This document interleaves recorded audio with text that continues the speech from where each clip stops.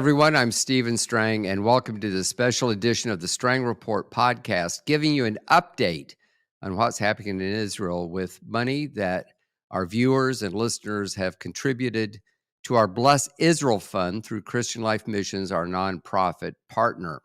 And we have a history of raising money for Israel going back many years. I've been a supporter of Israel personally my whole adult life, but certainly in the 90s and the early 2000s, we've raised a lot of money over the years. And I found these mementos on my wall. This is from the American Friends of Magen David Adom. I hope I said that right. That's Hebrew for the Red Star of David. And we raised, as I recall, about $125,000 for an ambulance. And they gave me this very nice plaque. We did this in 2005, and we told them that every penny would go to them. So we raised money for the ambulance, and then we got like $40,000 more that trickled in. So we went ahead and sent it to them, and I guess they bought another ambulance with other donors they had. And the following year, there was a second Lebanese war. You may remember that. And there was a lot of bombing and destruction in the northern part of Israel. And through Barry Siegel and Vision for Israel, we raised, I'm going from memory, somewhere between $75,000 and $100,000. And we raised it very, very quickly. And these people sent me this very nice plaque in Hebrew saying thank you. Only time I've ever gotten a citation like that in Hebrew. And then here we're doing it again. When October 7th happened and the terrorist group Hamas viciously attacked Israel and killed more Jewish people in one day than any time since the Holocaust. It was just horrible. So we reached out very, very quickly to several ministries that we knew and said, how can we help? And today we're going to get an update from these ministries, and they're ministries that I've known a long time. I'll start with Sue Perlman and Jews for Jesus, who is a well-known organization, of course. I knew the founder, Moshe Rosen. I knew him personally. He was a great man, a great visionary.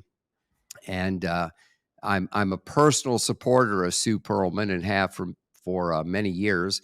And a couple of years ago, I found out in conversation that the Jews for Jesus headquarters in Tel Aviv had no bomb shelter.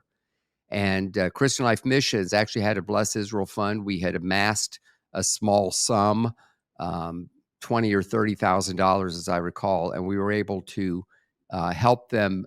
It covered most of the cost, I guess, of constructing a bomb shelter. And when the war started, they actually sent us pictures of people that were able to run there for shelter. Thankfully, nobody was hurt. So we had this history. Barry Siegel, as I mentioned, Vision for Israel, we helped them with the Second Lebanese War. And more recently, I've gotten to know some of the leadership in the Messianic Jewish Alliance of America who have a Joseph Project. And I knew they were set up doing good works. And so what we did was we basically took the money that came in and sort of divided it. And the war is continuing. In fact, it's gone not only from the battlefield, but a war in public opinion in the media, which I hope we talk about. But I felt it was important to get an update because right at the end of the year, we're trying to raise more money. We've raised about $135,000, as I recall, and we have a goal of $200,000. And we need a lot of people to give. $5, $10, $25 would be a huge contribution. And I want you to hear how your money is being used, because Christian Life Missions and what we do at Charisma is kind of our nonprofit arm. It is 100% charitable, 100% ministry oriented, and it's really kind of a crowdfunder in a way that goes back many, many years. With raising money, and there are a lot of other ministries and other crowdfunders, but we're doing what we can with the platform we have and the influence we have to meet needs. And we usually look for needs that nobody else is helping, or maybe ministries where the contributions we get really, really makes a difference. So let's get an update on what's happening. I just wanted to give that background and, in case you don't watch it all the way to the end, I wanted you to know that we need you to go to christianlifemissions.org. That's our website. It's Christian Life Missions, as if it's one word, .org.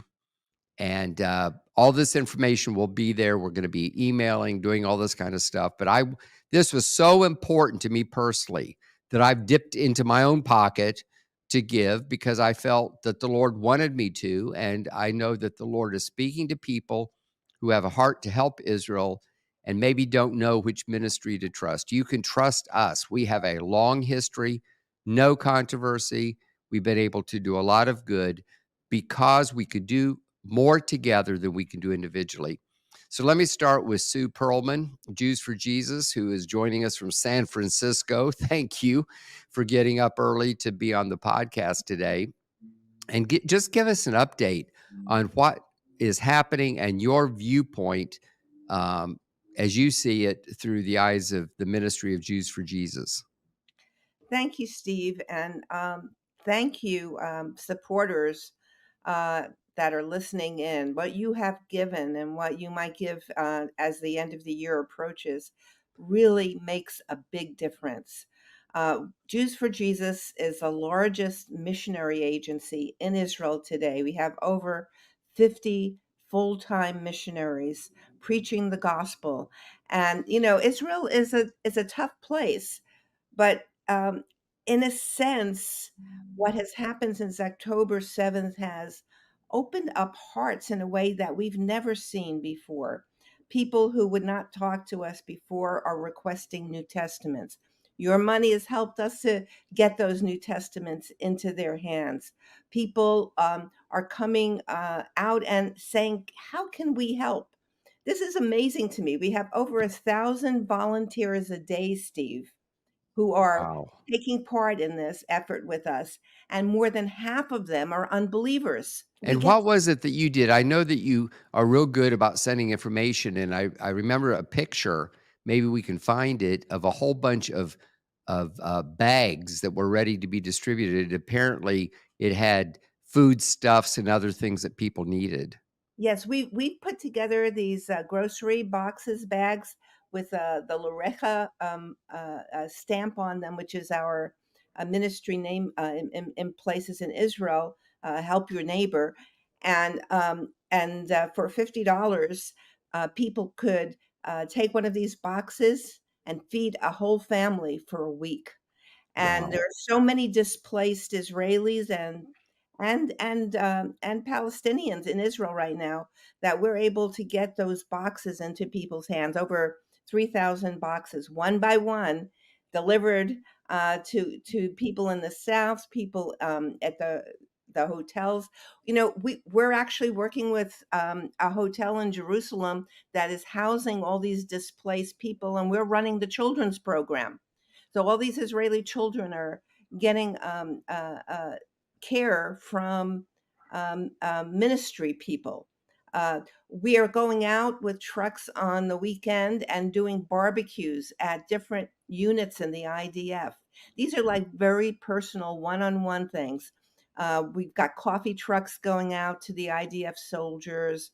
They're just being told, we care and Christians care. And as we've talked to Israelis on the street about the fact that there are Christians here in the United States that love them and care for them, they're brought to tears because they see a lot of what's in the public media that is so hateful, not just to Israelis, but to the Jewish people as a whole. And we can make a difference as believers, that what we have to bring is our, yes, our substance financially, but our prayers as well, and our continual care for Jewish people in the midst of a horrific war. Well, that's very exciting, and we do need to show the love of Jesus in an unselfish way, which you're doing. I remember when we did the ambulance, the organization asked me, did they want Christian Life Missions on the side? Did they want Charisma on the side? I said, no, just put from Christian friends in the United States. I wanted them to know that there were Christian friends who who loved them. And, it wasn't about branding or anything else. Most of what we raise for different ministries is one time, but I encourage people to either give through Christian Life Missions, help us hit that goal of 200,000, or to give directly to Jews for Jesus, especially if you have a heart to continue to give on an ongoing basis. So, Sue, tell people your website and how people could support you personally or support Jews for Jesus. It's a very easy website to remember. It's the words Jews for Jesus, all together, .org, jewsforjesus.org. If you go on that site, you'll be brought to some information about what's happening in Israel, but what's happening around the world and reaching people. We're fighting a war on two fronts right now. We have Israel and we have Ukraine, and we have missionaries in both places that are proclaiming the gospel in a very difficult environment. But uh, the war is bad for Israel, but it is also good for the gospel. A strange combination. Well, it seems that when things are really difficult, that's when people call out to God. And so that's a good report. Thank you. And as I said earlier, I personally support Jews for Jesus because I believe in what they're doing. So let's move to the Joseph Project. I didn't ask you ahead of time. We're going to talk to Hank Rich, who is over the Joseph Project, and I'm assuming that it's after Joseph in the book of Genesis, isn't it? To help store up things. I know that you have a couple of semi trucks, and you have quite a network that you distribute to before October 7th. And just bring us up to date on what's happening now. Yeah, my pleasure. And again, to Charisma, Steve, we want to thank you also for your generous gift. Unlike Jews for Jesus, we are primarily a humanitarian aid organization. We're an Israeli nonprofit set up in Israel about 23 years ago. And we operate a very large warehouse in Bet Shemesh, probably about 20 miles from Jerusalem, 30 miles from Tel Aviv. And we've been distributing humanitarian aid throughout Israel for 23 years. So when this horrific incident happened on October 7th, we were there. Someone mentioned to us, uh, that warehouse was built, that fleet of trucks was there, that warehouse was filled with humanitarian aid for just a time as this. Unfortunately, um, October 7th, as you said, was probably the single worst day in the history of Israel. Uh, Probably in the history of Israel. I mean, the Holocaust happened prior to the formation of the state of Israel. But since October 7th, we have distributed over 415 truckloads of humanitarian aid all throughout Israel to about 115 distribution points. Millions of dollars of aid has gone out already. And you spoke earlier about the money that you have given. We have a budget every year, and that budget did not include October 7th. We were out every day with our trucks distributing to other NGOs, governmental organizations, messianic congregations, churches, doing our everyday distribution.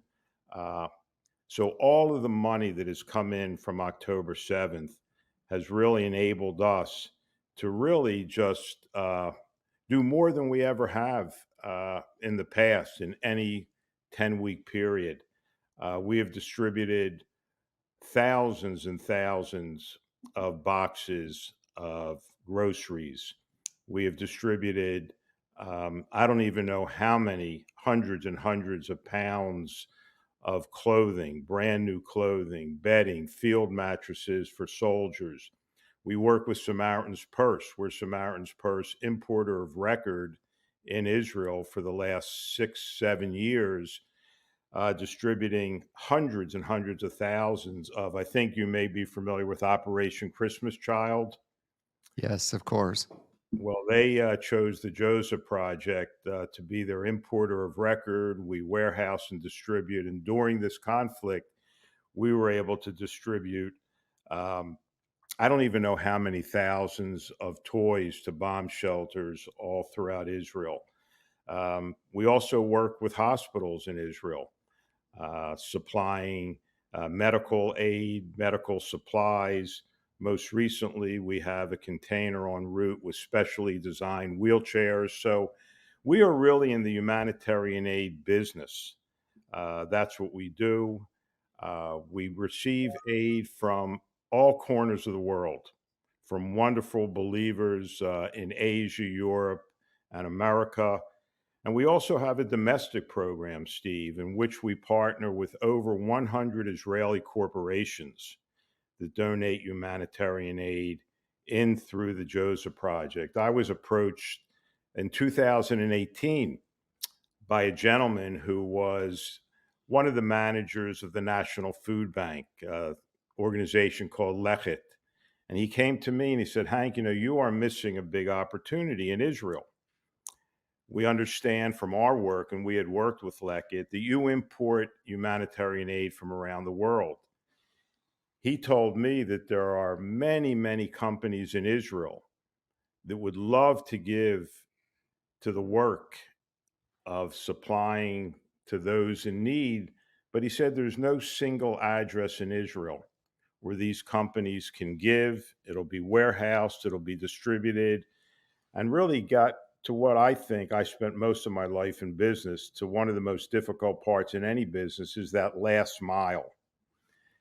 And we brought him on as a consultant. He now works full time. And since 2018, he has built relationships with over 100 Israeli corporations that are now donating humanitarian aid. So we import from around the world. We receive a lot of aid from within Israel. We warehouse, and we have 6 trucks on the road right now. And those trucks were made possible by donors like yourself. So it's a very difficult situation. We worked, and probably in tandem with Sue, with J for J over at the Baptist Village, where a lot of ministries collaborated together. What happened on October 7th, Steve, was well beyond what any single ministry could handle. So we worked in tandem with J for J, with Firm, with Barry, Lech Lecha, Netiva, and formed what we called the Emergency Village, but it was actually the Baptist Village. And a lot of aid went in there, and we had volunteers from all over the world come and package and help distribute. We opened up our warehouse to everyone, not just our trucks. We had people coming in with cars, with vans, with pickup trucks. We have film of all different organizations coming into our facility. So all of this was made possible by people like yourself, Steve, because our budget did not plan. No one planned for October 7th. So it's all the additional funds that came in that enabled us to make these distributions. And we're probably on the road doing 5 to 10 a day. So we're up over 400 truckloads. As I said, about 115 distribution points. We also help relocate 2 schools that were in the Gaza envelope with our trucks, completely relocate schools into a safe area. So we are a humanitarian aid organization. That's what we were set up to do for such a time as this. People ask me just this past week or so, what is the number one need today?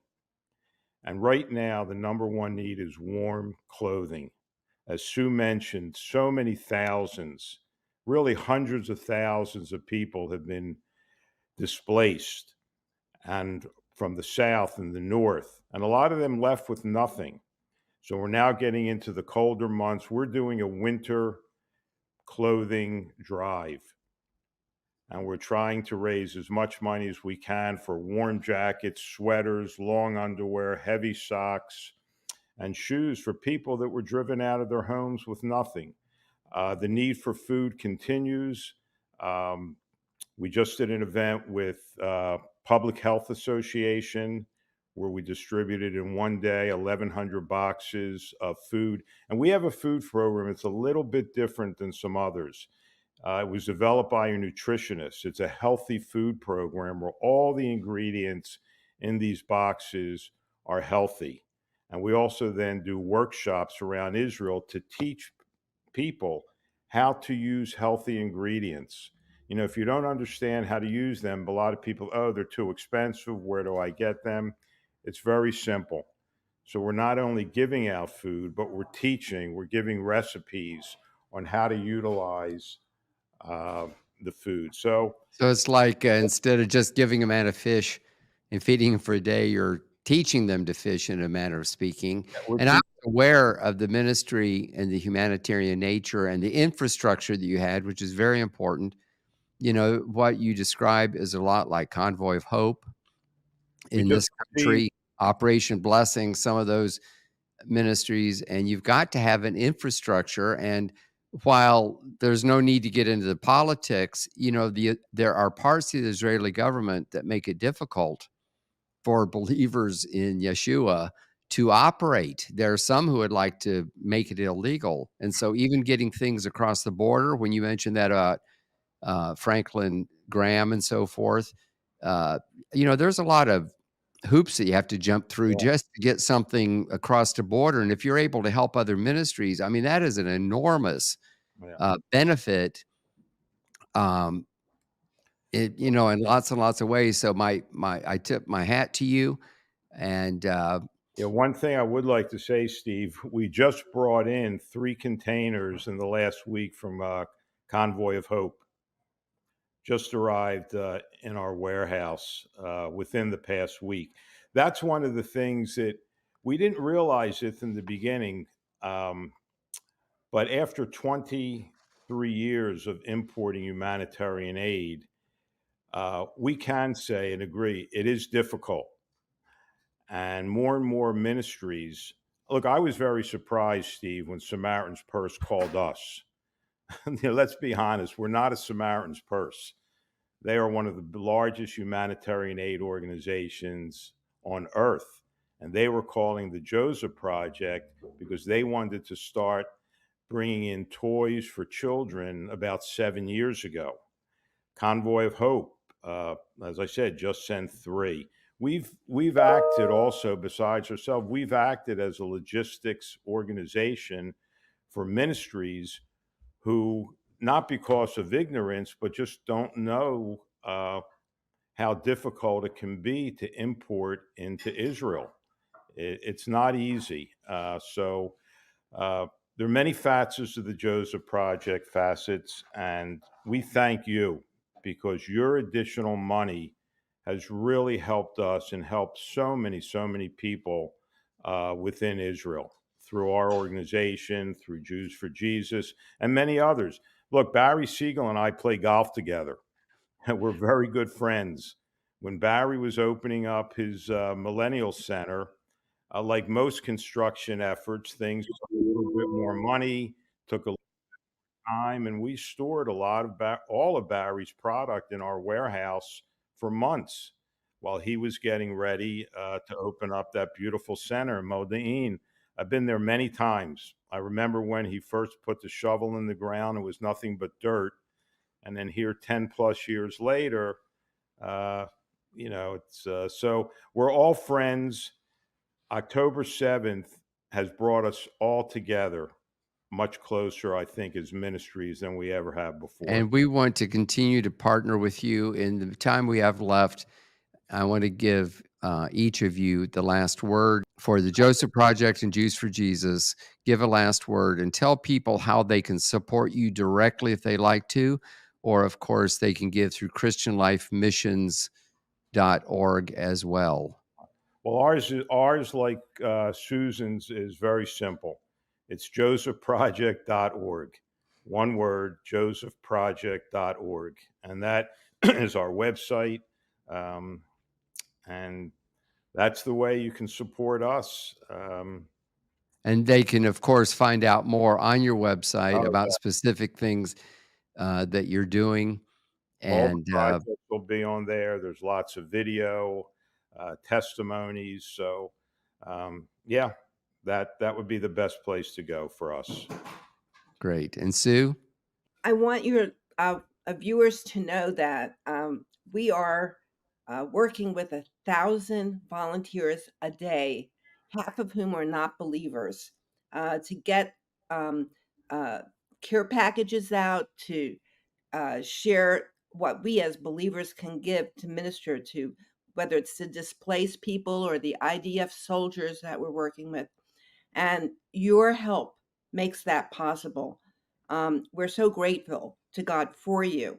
Uh, I mentioned to Steve earlier personally, but I wanted to tell you all a survey that recently came out asking Christians what influenced them the most about what's happening in Israel. They responded by saying 44% said it was the media, what they're hearing in the media. Only 17% said the Bible. I know you are all Bible believing Christians and that you love the Lord.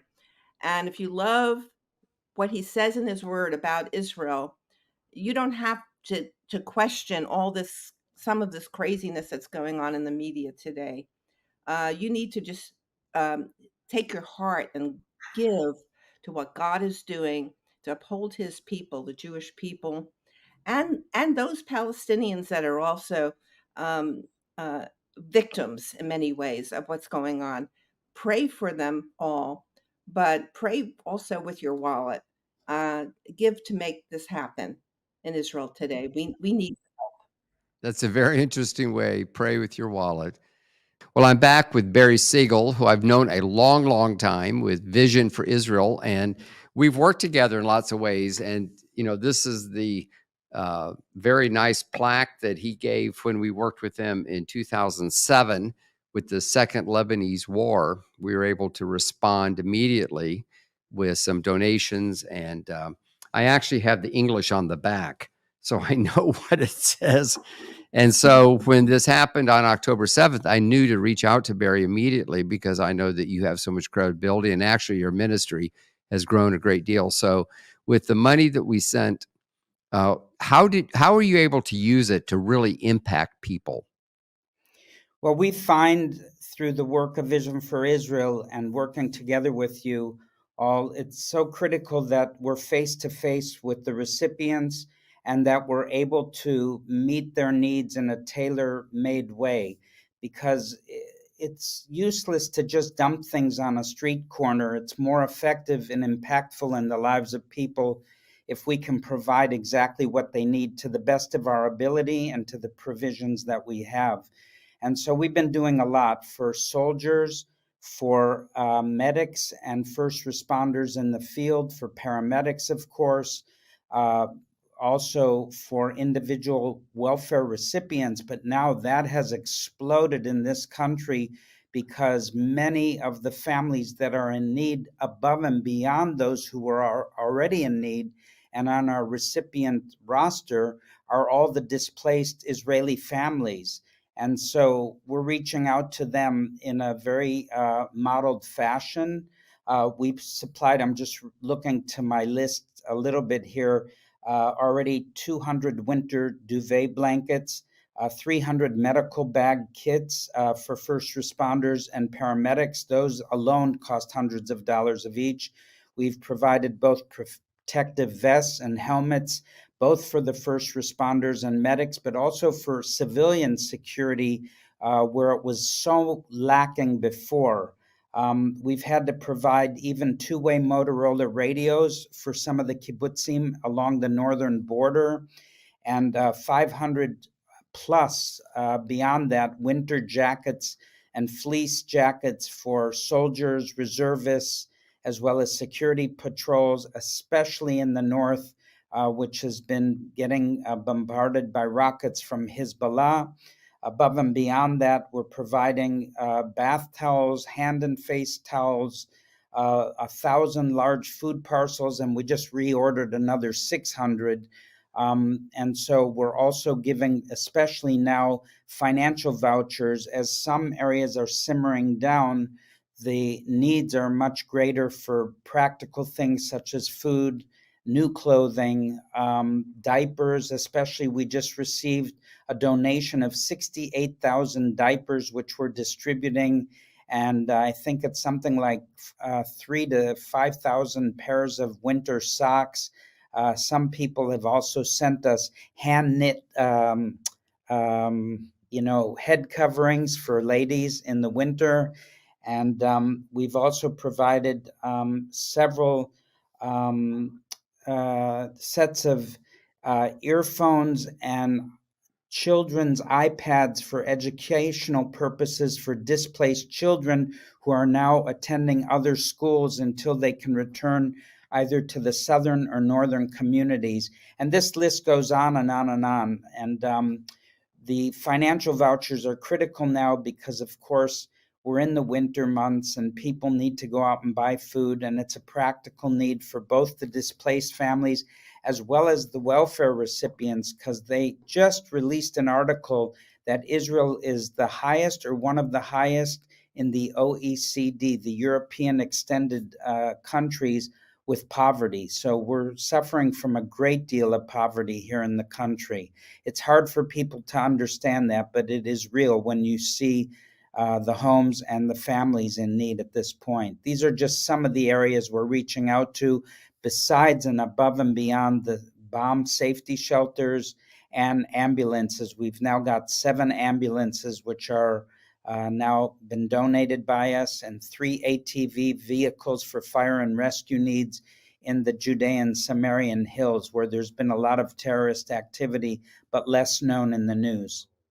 And we're so thankful to all of you. I mean, it couldn't happen without partners, in Christian Life's missions, partnering with us, as well as others that just have a burden on their hearts to come alongside of Israel in these days. Well, thank you for what you do. I've been over there and actually seen your facilities, um, seen some of the things that we helped with before, and you have such credibility and you had the infrastructure where we were able to respond.